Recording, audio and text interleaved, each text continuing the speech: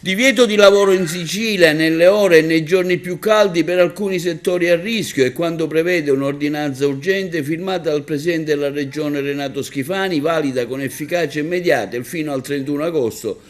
per gli addetti nei settori agricolo, florovivaistico, edile e affini che svolgono un'attività fisica intensa in una prolungata esposizione al sole. Si tratta di un provvedimento urgente, ha spiegato il Presidente della Regione Renato Schifani, che ho assunto in piena autonomia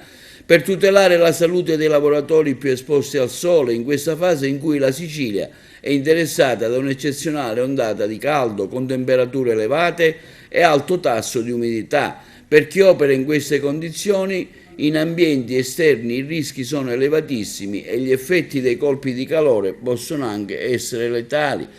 L'ordinanza in particolare prevede che su tutto il territorio siciliano, dalle 12:30 alle 16, vengano sospese le attività nei giorni in cui la mappa dell'INAIL segna